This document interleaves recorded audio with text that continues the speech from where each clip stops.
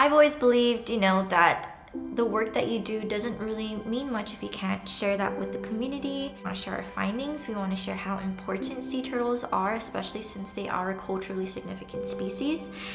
We want to share why they're important, why we should protect them, all the different threats that face them, and how we can do our part every day to help our sea turtle population.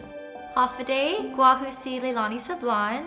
Currently, I'm working as a research associate with the University of Guam Sea Grant.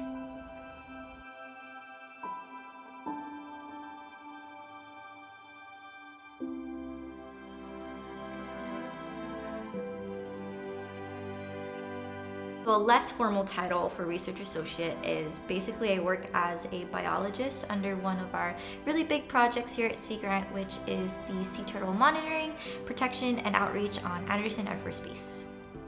So our job is really fun because we don't go straight to an office to start out our day.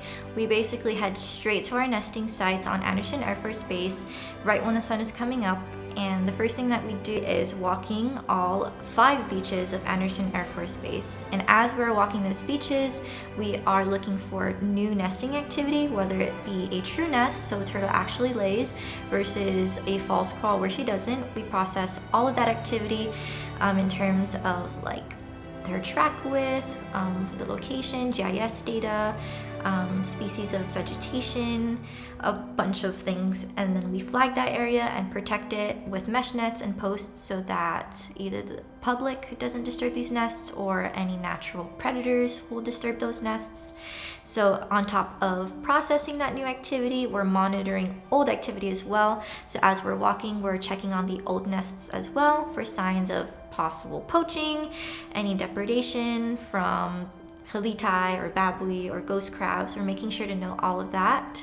And we're also looking for signs of hatching, which is basically like a crater in the sand, because after all those eggs have hatched, they're empty now, and so the sand above them drops. So we're looking for signs of hatching. And when we do have signs of hatching, the day after, we're able to conduct what we call nest excavations or simply nest inventories.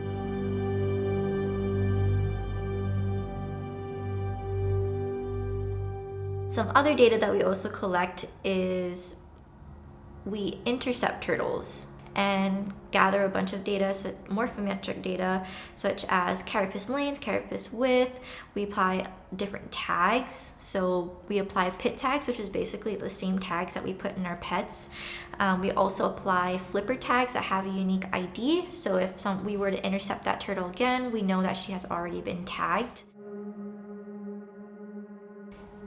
All the data that we are collecting, first and foremost, I believe is really important in helping us to understand our population of sea turtles that we have here in Guam, and more specifically, of course, on Andersen Air Force Base. Nesting data is usually a really good indicator of population assessment.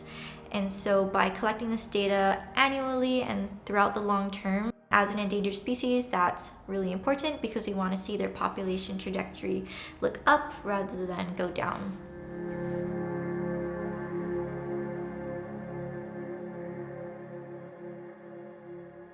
It's really rewarding being out in the field and just working with this endangered species. I feel like it's a privilege, especially as a local Chamorro, knowing that this is a culturally significant species.